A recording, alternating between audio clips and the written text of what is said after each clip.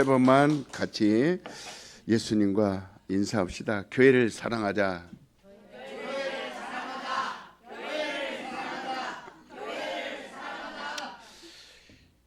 누가 교회를 제일 사랑할까요? 교회를 제일 사랑하시는 분은 하나님이십니다. 눈동자같이 아끼시고 머리털 세심밭처럼 세심하게 그렇게 사랑하십니다. 오늘 이 말씀을 잘 보시기 바랍니다. 하나님께서 예수를 이 세상에 보내신 것은 우리를 도와주려고 보내신 거예요. 사람들의 지식은 돈을 가져야 잘 산다고 이렇게 누구나 다 알고 있는 겁니다. 그러나 돈 가지고 다 잘 산다고 생각하지만 돈 가지고 다 되는 거 아니에요. 해결할 수 없는 것은 참으로 생명의 문제입니다. 돈 가지고도 해결할 수 있는 문제들이 이 땅에는 너무 많아요. 그래서 하나님께서 예수를 세상에 보내신 거예요. 이 땅에 있는 황금 가지고 할 수 없는 것을 해결할 수 있는 그 수단으로서 하나님의 독생자를 이 땅에 보내주신 것입니다.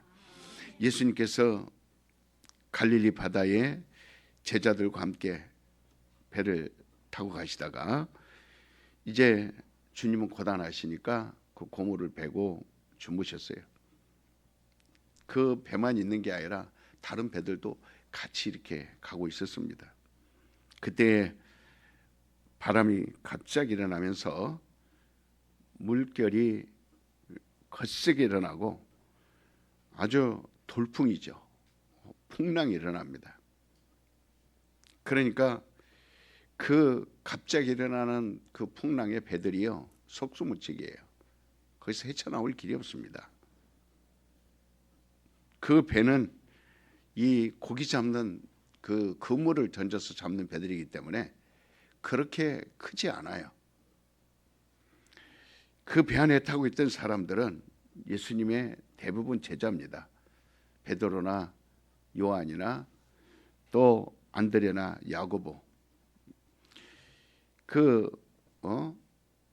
이들은 거의 갈릴리 지역에서 어려서부터 자라서 갈릴리 바다에서 고기를 잡아서 생업을 이어나가는 그런 어부들이에요.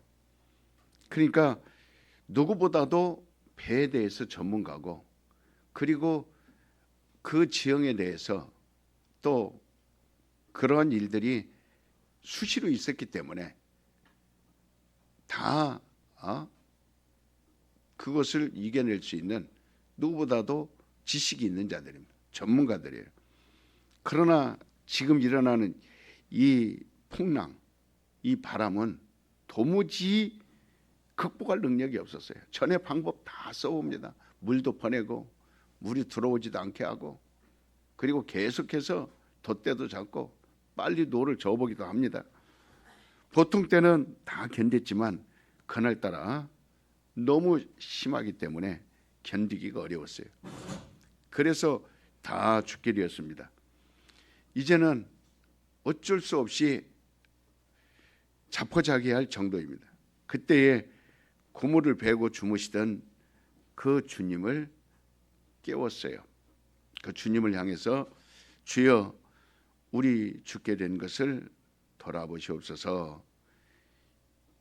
주무시던 주님이 번쩍 일어나셔서 그리고 그 바람을 향해서 막 책망하십니다.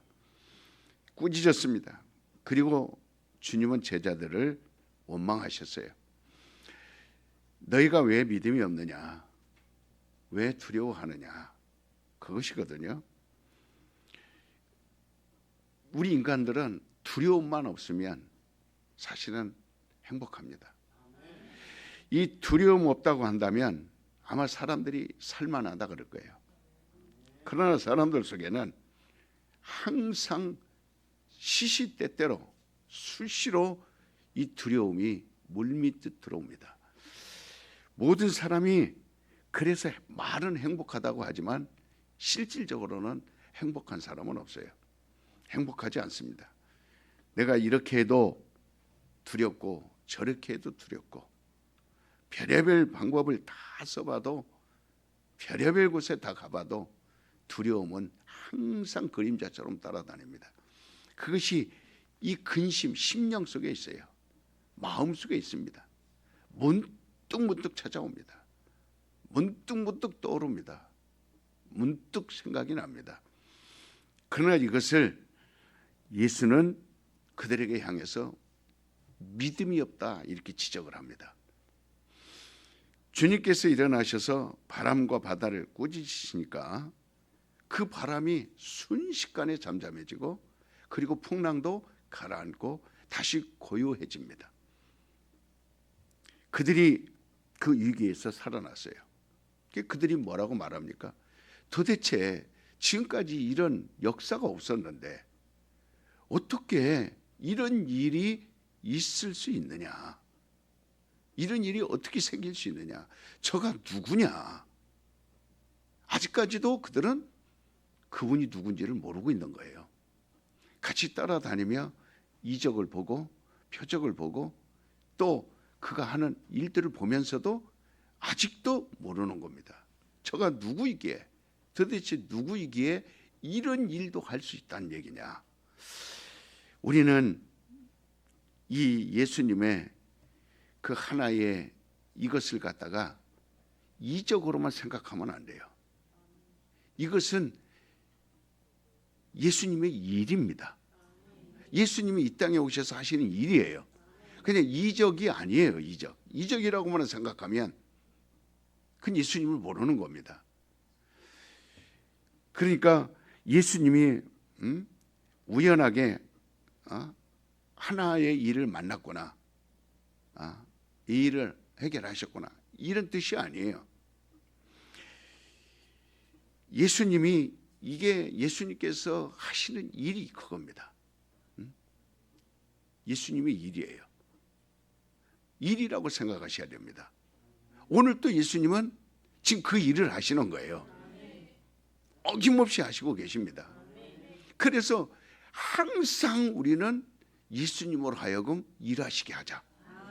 내가 하는 게 아니에요. 예수님으로 하여금 일하시게 하자. 예수님이 일하시옵소서. 이 땅에 있는 사람들이 만약에 이런 권능이 있다면 하나님이 예수를 세상에 보내셨을까요? 이 땅에 있는 사람들이 능히 할 수 있다면 하나님은 이 땅에 독생자를 보내지 않았습니다. 이 땅에 있는 사람들이 이러한 이적이 없고 이러한 힘이 없기 때문에 하나님은 독생자를 보내서 그 일을 하러 가신 거예요. 그래서 보내신 겁니다. 우리는 예수를 어떻게 알고 있는지 여러분이 이 본문을 통해서 다시 한번 깊이 검토해 봐야 돼요. 예수 그리스도가 나에게 어떠한 분이신가를 알아야 된다는 거죠. 하나님이 예수를 세상에 보낼 때는 하나의 사람을 보낸 게 아니에요. 이 지구 안에 있는 인구의 하나를 더 보탠 게 아닙니다. 인구를 더 추가한 게 아니에요.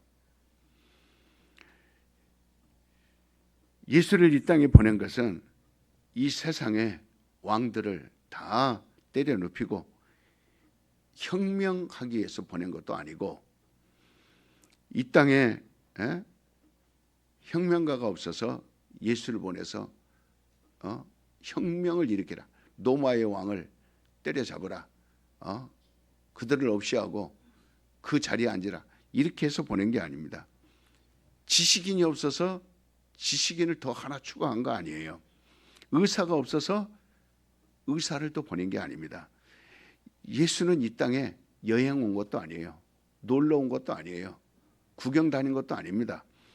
이 땅에 험악하고 고통스러운 지역을 찾아다니면서 그 고통이 얼마나 그 고통스러운가 그것을 맛보기 위해서 예수님이 온 것도 아니에요. 이곳저곳 찾아다니러 온 것도 아닙니다. 그 고통을 알기 위해서 온 것도 아니에요. 하나님이 이 땅에 예수를 보낸 것은 바로 지혜를 보낸 거예요. 고린도전서 1장 24절에 보면 예수는 하나님의 지혜다 그랬어요. 구약에서는 이미 이것을 지혜, 그래서 잠언서에서 지혜를 얻어라. 이것은 하나의 예표겠죠. 우리가 하나님의 영리하시고 하나님이 지혜로우시고 하나님이 전능하시다라는 사실을 우리는 너무나 잘 알고 있습니다. 조물주의 죄가 어디에 있는가를 우리는 볼 수 있어요. 그래서 조물주의 죄에 하나님의 지혜를 어떻게 우리는 볼 수 있느냐? 그래서 예수를 보고 아는 겁니다. 예수를 보고 하나님의 지혜를 볼 수 있는 거예요. 하나님은 그 아들을 세상에 보내셨어요. 예수는 하나님의 지혜라고 그랬어요. 그러니까 인간이 아무리 영리해도 지금은 마치 과학을 최고로 발달시켰습니다. 아주 이제는 사람보다 그 숫자가, 로봇 숫자가요, 사람이 지금 인구가 출생하는 그 숫자보다 AR 로봇 숫자가 지금 더 많아지고 있습니다. 올 한 해 동안 80억 인구보다 로봇 숫자가 더 많아질 거예요. 하나에 3천만 원 하는 것도 있습니다. 그러나 인간 숫자보다 더 많아집니다. 인간들은 점점 인간들이 해야 할 일을 로봇에게 뺏깁니다. 여러분이 아는 지식이요, 얼만큼인지 AR한테 한번 물어보세요. 그러니까 이 챗봇 그거 AR 여러분들이 물어본다면 아주 여러분들보다 수십 배, 수천 배 해박한 지식을 여러분들에게 전달할 거예요. 사람들은 이미 거기에 중독됐습니다. 이런 로봇들이요, 서로 경쟁하듯이 만들어내고 있어요. 그래서 하늘나라를 이제는 이들이 사람의 힘으로 만든 과학의 힘으로 우주를 점령하려고 합니다. 하나님이 만든 그 사람들보다 더 우수한 사람보다 많은 사람을 만들려고 그래요. 이게 지금 과학이 하는 짓이에요. 그러니까 하나님이 이 인간이 아무리 영리해도 하나님의 미련한 것만 못하다라고 성경은 말하고 있어요. 아무리 인간들이 능해도 하나님의 무능을 따라갈 수 없다, 이렇게 성경은 말하고 있어요. 근데 사람들은 하나님의 지혜를 구하지 않아요. 로봇에게 구합니다. 사람의 말에게 구합니다. 하나님이 지혜를 구하는 대신 사람들에게 물어봅니다. 하나님이 어떻게 하면 될까요가 아니라 사람들에게 물어봐요. 예수는 하나님의 능력이라 그랬어요. 그러므로 이 지구 안에 있는 모든 힘을 총동원해도 바로 예수의 그 능력을 따라갈 수 없습니다. 다 힘을 합쳐도 결국은 예수님의 능력 앞에는 무력해지는 것이에요. 지구 안에 있는 모든 지혜를 총동원을 해도 주님이 한번 그 손을 내저으시면 모든 지혜는 순식간에 무력해지는 겁니다. 하나님이 우리에게 예수를 준 것은 하나님의 지혜를 우리에게 제공해 준 거예요. 하나님의 지혜를 주려고 예수를 보낸 거라 그 말이에요. 그래서 예수 믿는 사람은 죄를 안 짓게 하여 억제도 하고 제한을 받고 그리고 절제를 하며 그리고 이런 시대에 뒤떨어진 것처럼 이게 살아가는 게 우리 기독교예요. 이런 사람들을 신자라고 합니다. 그래서 세상에서 볼 때 신자들은 바보 같고 머저리 같고 이렇게 하면 돈 벌 텐데, 근데 신앙생활 때문에 이걸 포기한다? 신앙생활 때문에 이 좋은 걸 포기한다? 이 세상에 이렇게 이 좋은 쾌락을, 이 좋은 여행을, 좋은 곳을 가서 쉬고 먹고 하는 이거를 신앙 때문에 포기한다? 얼마나 바보스럽게 보는지 몰라요. 그러나 신자들은 절제하려고 하고 억제하려고 하고 그걸 타협하려고 하지 않고 끝까지 견고하게 이겨나가려고 애를 씁니다. 바보죠. 예수 믿는 사람은 이 어떤 세상 사람들과 종자가 다르게 이 땅에 태어난 거 아니에요. 만약에 그렇더라면, 종자가 달리 태어났더라면, 세상 사람들과 다른 종자를 가지고 태어났더라면, 별종이라면 거듭나라는 말을 성경은 할 필요 없습니다.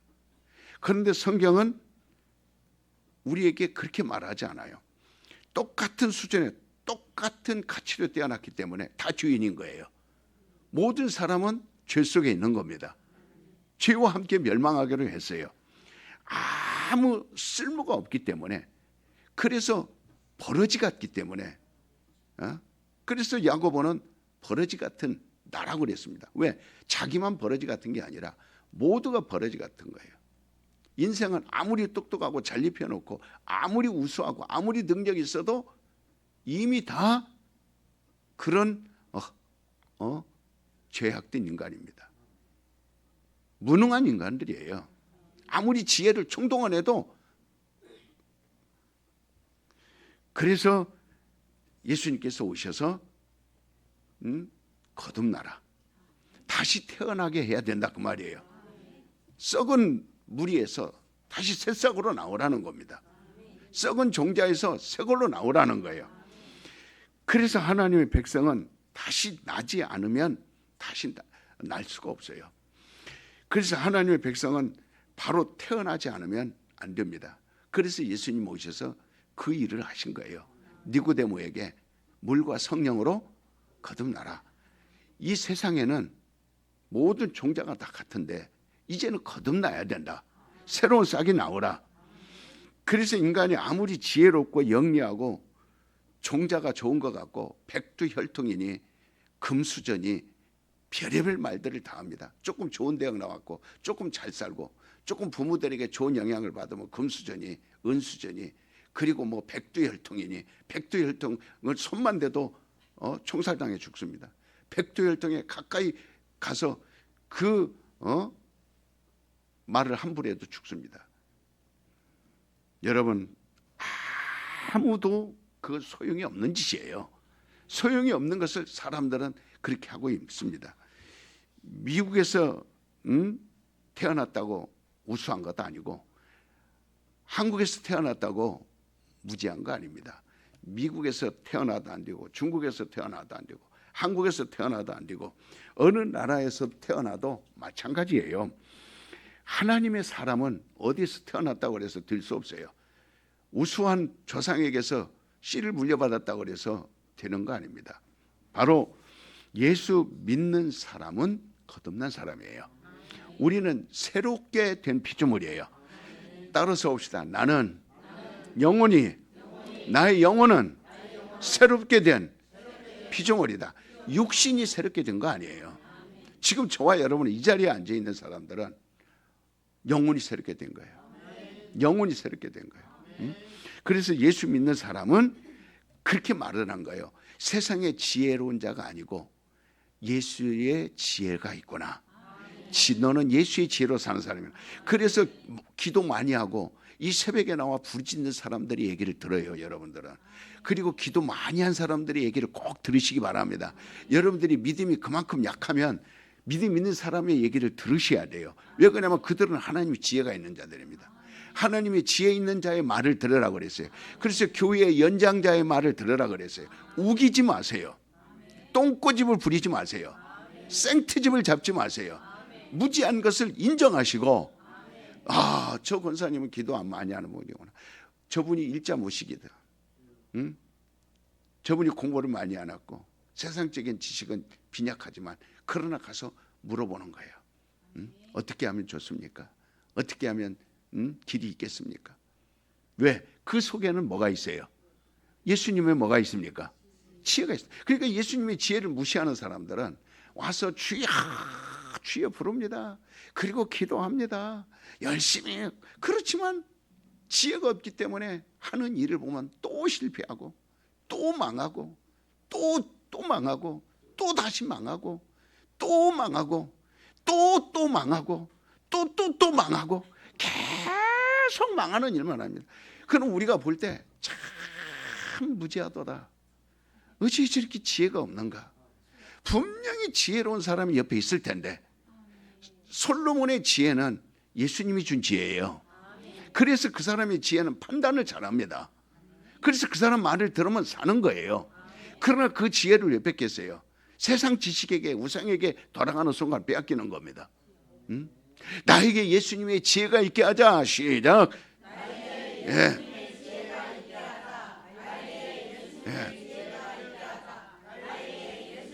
그러니까 여러분, 우리는 외모로는요 불신자들과 달라요, 같아요? 종자가 다 똑같습니다. 코 납작하고 눈썹도 없고 그다음에 누런 색깔이고 키는 짱 닮아가고 엉덩이는 펑퍼짐하고 다리는 쇼다리고 종자가 다 똑같습니다. 너나 나나 할 거 없이 뭐 좀 다른 게 있어요? 없습니다. 중국 가나 여기 오나 같아야 들려요. 다 같아요. 그러니까 불신자와 외모로 볼 때는 전혀 차이가 나지 않아요. 우리도 중화인민공화국 대한민국 국민입니다. 우리도 중화인민공화국 그 정부가 여러 가지 지시하는 대로 따라야 돼요.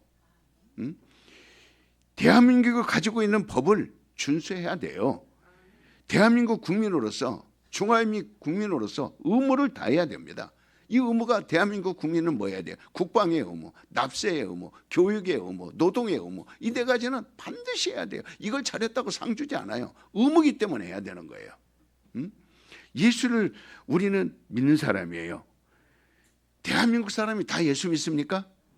중국 사람들이 다 예수 믿습니까? 아닙니다. 예수 믿는 사람은요 보통 사람과 달라요. 예수 믿는 사람은 얼굴이, 코가, 눈이 다른 거 아니에요. 똑같습니다. 예수 믿는 사람은 성격이 다른 거 아니에요. 성격도 똑같습니다. 예수 믿는 사람들은 지식이 다른 거 아니에요. 똑같습니다. 예수 믿는 사람도 뭐가 다를까요? 경험이 달라요. 우리는 체험한 자들이에요. 이 지식을 체험했어요. 이 지혜를 체험했어요. 능력을 체험했어요. 그래서 나에겐 예수의 능력이 있다. 나에겐 예수의 지혜가 있다. 나에겐 예수의 지식이 있다. 그래서 여러분이 저를 위하여 기도해 줄 때도 우리 목사님 말씀의 지식, 말씀의 능력, 말씀의 지혜, 말씀의 권세가 있게 하세요. 왜? 이걸 체험했기 때문에. 그래서 세상 사람들과 다른 거예요. 우리는 한 가족 중에도요 쌍둥이를 태어나도요 똑같이 생겼어도요 한 태에서 나왔어도 한 모양, 한 얼굴을 가지고 비슷하게 나왔고 그 다음에 한 혈통 가지고 태어났어도 하나님의 지혜를 가진 사람은 그 중에서도 달라요. 그 집에서도 다릅니다. 그러니까 하나님의 지혜가 있는 사람이 그 가정을 끌어가야 돼요. 그런데 무지한 자의 말을 듣고 귀신의 지혜를 가진 자에게 따라서 그 말을 듣고 움직입니다. 주여 할 게 아니라 그런 자의 말에 빠지지 말라는 거예요. 그런 자에게 여러분 정신 똑바로 차리셔야 됩니다. 여러분이 예수가 이 땅에 오셔서 우리에게 주신 것을 헌신짝 부리듯 하면 안 돼요. 아무렇게나 하면 안 됩니다. 그러니까 하나님의 그 백성이고 하나님의 지혜를 배척을 하는 사람은 이건 불신자예요. 하나님의 능력을 가진 사람은 하나님의 자녀예요. 하나님의 능력을 가지지 못한 사람은 하나님의 관계가 없는 사람이에요. 이것이 예수 믿는 사람과 안 믿는 사람의 차이입니다. 나는 우리 교인들이 일반 교인들이 생각을 하는 것 같이 교회 왔다 오늘 또 왔다 갔다 하는 사람도 오늘 안 왔죠. 많이 빠졌네 보니까. 이 왔다 갔다 하는 이런 들랑달랑하는 그런 사람들 되게 원치 않습니다. 그런 사람은 한 사람도 없기를 바랍니다. 우리 튼튼한 교인들만은 좀 진실하여서 좀 진실이 뭔가를 아시고 하나님을 좀 가까이 하시고 하나님을 더 사랑하고 하나님의 지혜를 원해야 돼요.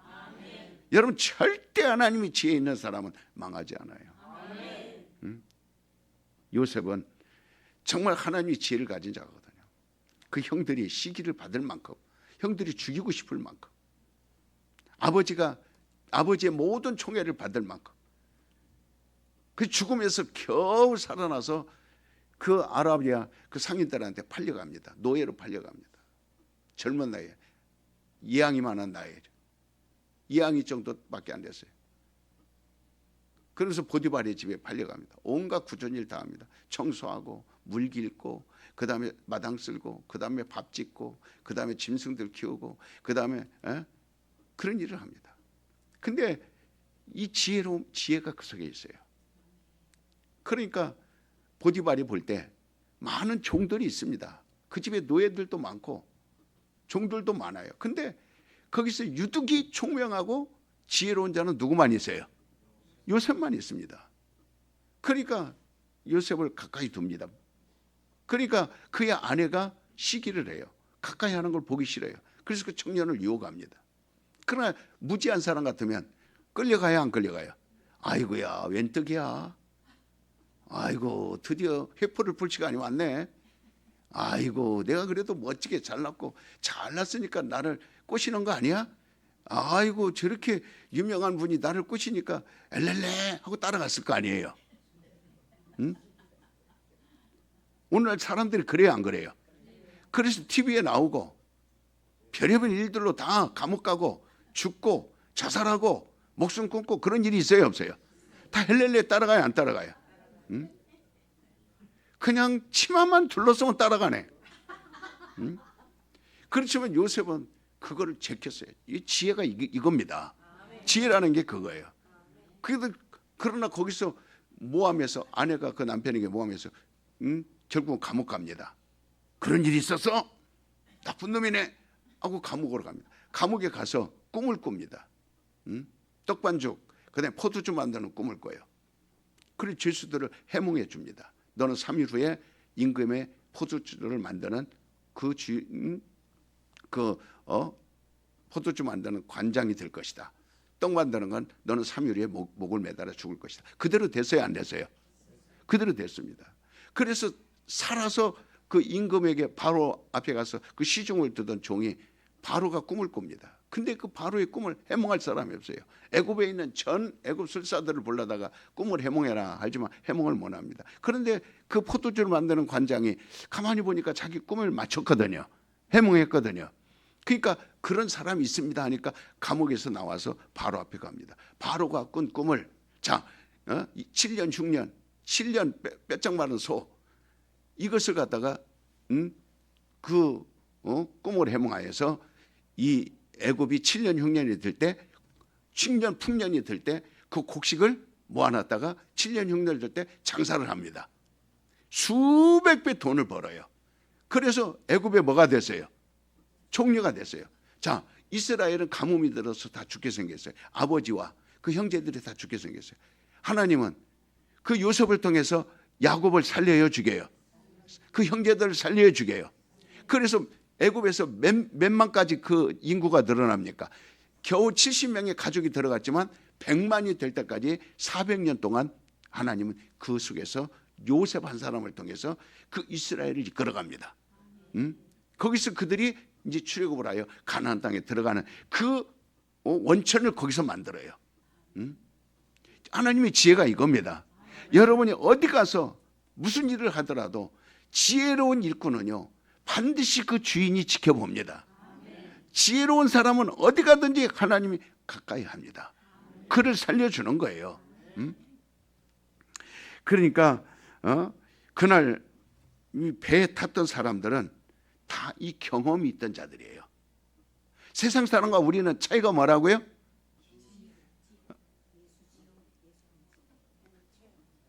방금 말했는데 경험이라 그랬잖아요.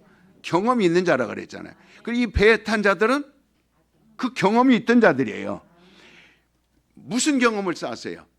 바다에서 고기 잡는 경험을 쌓은 거예요. 배를 타는 경험을 쌓은 거예요. 그러나 그런 광풍이 불어올 때 이들이 거기에서 어떻게 피할 길이 있었습니까? 없었습니다. 그들은 인간의 지혜와 인간의 능력 총동원했지만 그 바다에서 뼈가 굵은 경험을 다 했어요. 그런 이럴 땐 이렇게 그렇지만 상황을 피할 수가 없었어요. 우리는 이 경험을 말하는 게 아니에요.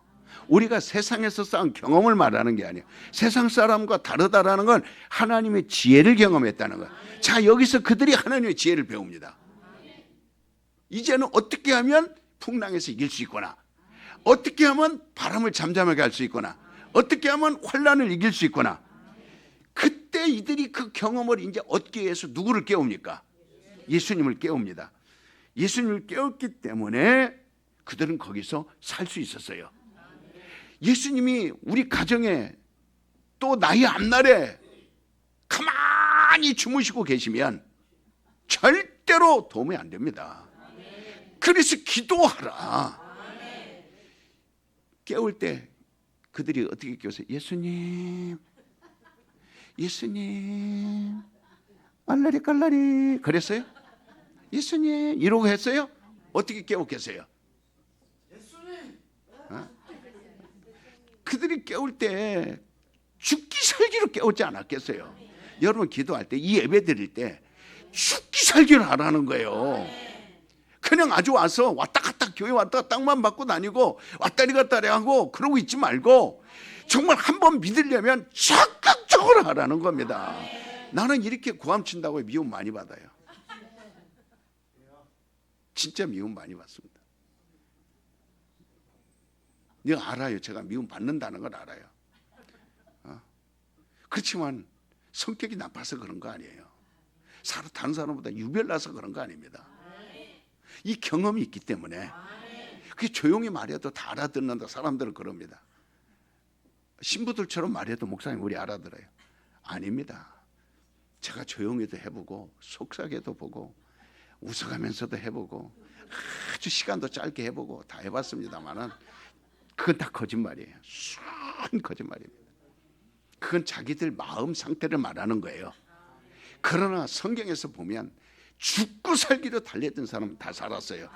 38년 된 병자, 12년 동안 혈류병 앓은 자, 그 다음에 옥상을 뚫고 내려온 문둥병자, 그 다음에 소경들, 그 다음에 문둥병 걸린 자들, 그 다음에 절룩발이들, 그 다음에 안진병이들, 그 다음에 무슨 병 가만히 뒷자리에 와서 앉아있다가 그저 졸까 말까 일어날까 말까 그러다 간 사람들이 역사한 거 받은 거 아니에요. 적극적으로 아멘하고 적극적으로 기도하고 적극적으로 예수님을 깨운 사람들이에요. 그러니까 예수를 깨웠기 때문에 이들이 사는 거지, 안 그러면 다 거기서 몰살됐습니다. 위험해서 건짐을 받을 수 있는 거예요. 우리가 주님을 의지하고 우리가 주님의 이름을 부르는 것은 이게 지혜예요. 그래서 지혜 있는 자는 예수의 이름을 부릅니다. 지혜 있는 자는 예수님을 깨웁니다. 주님의 잠자는 예수님을 깨우고 그의 이름을 부르는 거예요. 이게 신앙이에요. 그러니까 주님을 깨워 주님의 이름을 부르는 사람은 산다. 이건 답이에요. 정답. 주님을 깨우지 않고 주님의 이름 부르지 않는 이런 사람은 지혜롭지도 못하고 멸망받을 수밖에 없습니다. 하늘에서 이 땅에 오신 것은 우리를 살리려고 오신 것이지 죽이려고 오신 것이 아니에요. 예수님이 오신 것은 섬김을 받으려 하지 않습니다. 우리는 지금 오늘 예수님을 섬기는 자리가 아니에요. 이 예배는 예수님을 섬기는 게 아닙니다. 예수님을 의지하는 거예요. 나는 예수를 의지하러 온 거예요. 나는 이 시간에 살려고 온 거예요. 예수를 붙들면 살기 때문에. 예수님이 뭐라고 그랬어요? 나는 섬김을 받으려 온 것이 아니다. 난 너희를 도리어 섬기려 하고 내 목숨까지도 바쳐서 너희를 대속물로 주려 합니다. 근데 오늘날 기독교인들은 교회 가면 마치 예수님을 섬기는 것처럼, 그래서 우리 인간들이 할 수 있는 건 그저 종처럼 그저 그거 하라는 대로 하는 거다, 이렇게 착각을 하고 있어요. 예수님은 우리 인간들이 섬김을 원하지 않아요. 여러분이 봉사하고 여러분이 한다고 해서 내가 예수님을 섬기는 거구나, 예수님 그렇게 말하지 않았어요. 예수님은 전적으로 나를 믿으라 그랬어요. 믿느냐 물어본 겁니다. 이게 신앙이에요. 의지하라는 거예요. 나를 의지하고 살라는 거예요. 그분의 접붙임을 받으라는 거예요. 응? 그래서 하나님의 행복을 주려고 이 땅에 오신 거예요. 인간들 행복이 없으니까. 이게 예수의 일이에요. 예수의 일. 우리는 예수의 일을 환영해야 됩니다. 예수의 일을 하는 사람들이 돼야 돼요. 여러분과 나는 예수의 일을 잘 알고 있어요. 만약에 이들이 예수를 깨우지 않았다면 이들은 다 죽었어요. 주여 우리가 죽게 된 것을 돌아보옵소서. 제자들은 예수님을 모시고 있었지만 그분이 그러한 능력이 있다라는 것에 대해서는 깜짝 놀랐습니다. 응? 우리는 여기서 깨달아야 될 것은 그냥 하나의 이적이다 이렇게 판단하면 안 돼요. 이게 예수의 일이시구나. 구약의 신자들은 이 태풍에 대해서 잘 압니다. 바람에 대해서 잘 알아요. 이 태풍과 바람, 그래도 어느 신학자들이나 어느 설교할 때 보면 저 갈릴리 바다에서 눈이 녹아서 그 눈물이 한꺼번에 갈릴리 바다로 푹 들어오면 그 갈릴리 바다의 가운데에서 그 물이 갑자기 들어오니까 막 폭풍을 일으킨다. 이렇게 갈릴리 바다의 폭풍을 과학적으로 이렇게 지정학적으로 설명을 합니다. 그거는 의학적으로 과학적으로 일리가 있는 말이에요. 그러나 구약의 사람들은 그렇게 보지 않았어요. 바람과 태풍의 속에 원인이 있다. 이 세상 사람들은 광풍이 일어나면 이것이 자연적인 것이다. 허리케인이 자연적인 것이다. 이렇게 생각을 합니다. 자연현상으로 이것을 갖다가 판별하려고 노력을 하고 연구를 하고 공무원으로 세우고 그들을 과학자로 세우고 그럽니다. 그러나 주님은 그렇게 말하지 않았어요. 주님은 귀신을 쫓아낼 때도 꾸짖으셨다고 그랬어요. 잠잠하라 이렇게 말했어요. 오늘 풍랑을 향해서 똑같이 말씀하십니다. 꾸짖으십니다. 그리고 잠잠하라고 합니다. 고요하라고 말합니다. 그러니까 잠잠하라고 절제를 시키고 다음에 고요하라고 명령을 합니다. 귀신을 쫓을 때도 귀신에게 꾸짖고 그 속에서 따라가라. 병을 가지고 따라가라. 문제를 가지고 따라가라. 풍랑을 가지고 따라가라. 똑같습니다. 그 다음에 나가라 이렇게 말하는 거예요. 원인은 같은 거예요. 그러니까 예수께서 귀신을 쫓는 방법이나 바람을 잠잠케 하는 방법이나 틀리지 않아요. 예수님은 바람도 하나의 자연적인 현상이다 이렇게 보이지 않고 이 바람을 일으키는 자가 심술궂은 마귀로구나. 이것이 바로 이 심술궂은 귀신들의 일이 바로 이것이구나. 그래서 예수님 때만 있었던 것이 아니라 구약에 보면 욥기 1장 9절에 욥의 자녀들이 생일잔치를 합니다. 거기에 갑자기 바람이 불어서 담장이 한꺼번에 무너집니다. 그래서 10명이 담장 밑에서 왕창 싹 죽습니다. 이것을 갖다가 성경은 마귀라고 그랬습니다. 사탄의 역사라고 그랬어요. 사탄이 욥의 가정에 광풍처럼 물어닿겠다 그랬어요. 죽어나갔다 그랬습니다. 깔려 죽었다 그랬어요. 그래서 이스라엘 사람들의 신학과 이스라엘 신앙 속에도요, 바람의 원인이 마귀구나. 지금 여기 갈릴리 바다에서 풍랑을 일으킨 것은 귀신들이구나. 그리고 예수님은 꾸짖으신 거예요. 자연현상이 아닙니다. 우리는 어떠한 문제를 당하면 내 죄야, 내 문제야 이렇게 자꾸 착각을 하는 거예요. 그리고 자기 지식으로 뭔가 해결해 보려고 몸부림치고 기도는 남의 일이 됐습니다. 예수님을 찾는 거는 그냥 주무시거나 그저 가서 목사 떠드는 소리 아이고 듣기 싫어 그냥 하고 어쩌다 인상 쓰면서 교회 왔다가 인상 쓰며 가지, 이 원리를 알려고 하지 않는단 말이에요. 원리를 알려고 하는 거예요. 이미 지식으로 그들은 망한 자들이에요. 더 이상 그들이 노력하고 수고하고 아무리 애쓰고 돈 모으고 별의별 집 사고 다 하려고 해보세요. 끝은 멸망입니다. 결국 돌아오는 건 없어요. 자, 내 영혼아 예수를 의지하자. 시작.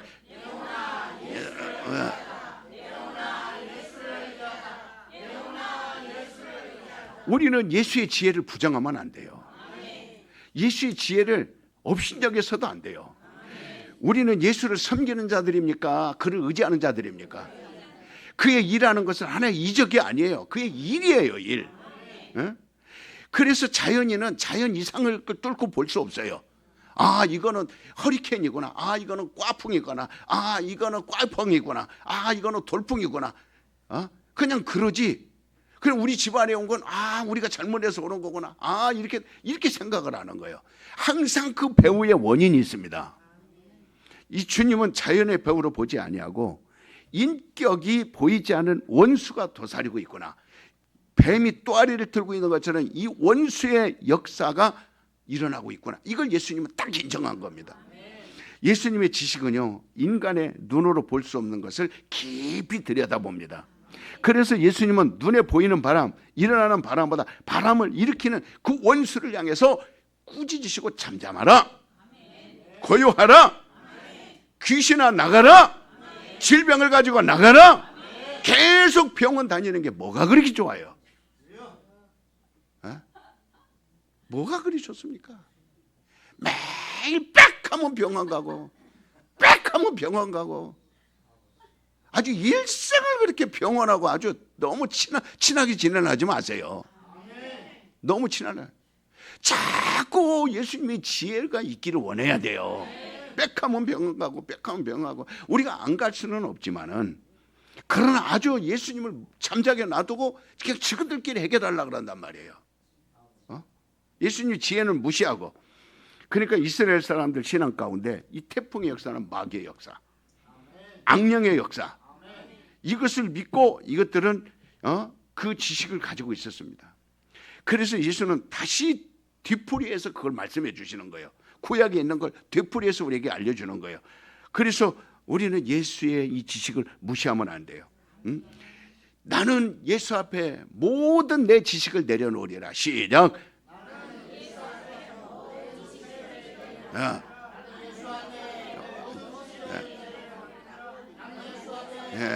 그러니까 내 지식은 예수 앞에 다 무릎을 꿇어야 돼요. 나는 그분의 지식을, 여러분요, 인간의 누구의 지식도 그를 따라갈 수가 없어요. 그를 초월한 것이 예수의 지식이에요. 그래서 우리가 볼 수 없는 것을 그분은 보고 계십니다. 그래서 우리는 영적인 걸 못 보지만 예수님 보고 계시기 때문에 네 머리털 하나도 내가 지켜주리라. 그래서 예수여 나를 살려주소서. 강도가 살아난 건 딱 하나예요. 자기 의지가 없어요. 자기 의가 없어요. 의는 완전히 버렸어요. 그리고 예수여 나를 살려주소서. 당신이 가는 곳에 나도 있게 하여 주시옵소서. 당신이 낙원에 가면 나도 낙원에 가고, 당신이 하늘나라 가면 나도 하늘나라 가고, 당신이 부활하면 나도 부활하고, 이 완전히 혼연일체가 된 겁니다. 그래 그를 살아난 거예요. 무슨 지식입니까? 재물의 신은 세상의 신이 아니에요. 오방신이 아니에요. 하나님입니다. 우리는 하나님을 똑바로 봐야지. 이단의 신을 보면, 이방인의 신을 보면 내가 어떻게 되겠어요? 그래서 오늘 물리적인 조건은 우리가 육체가 있으니까 치료를 의지할 수 있어요. 그러나 그 이상의 생명은 치료할 수 없어요.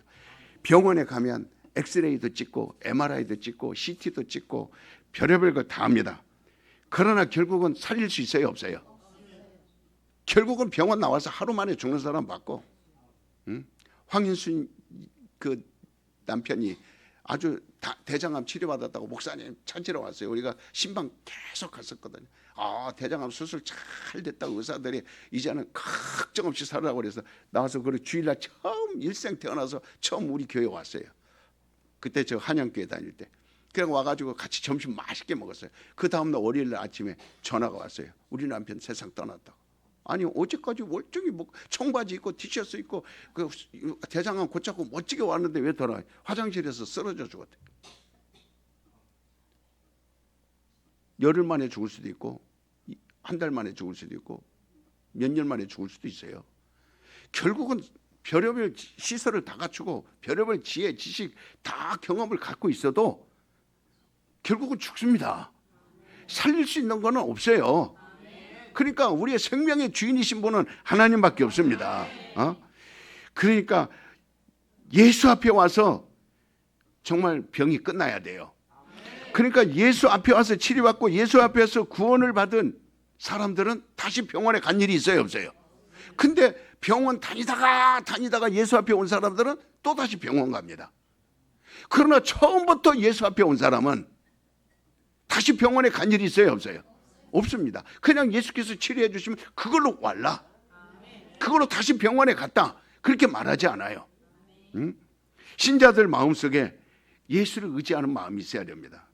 겸손한 마음으로 예수를 의지하고 그런 믿음이 없기 때문에 우리는 병원 한 구석탱이를 자꾸 의지합니다.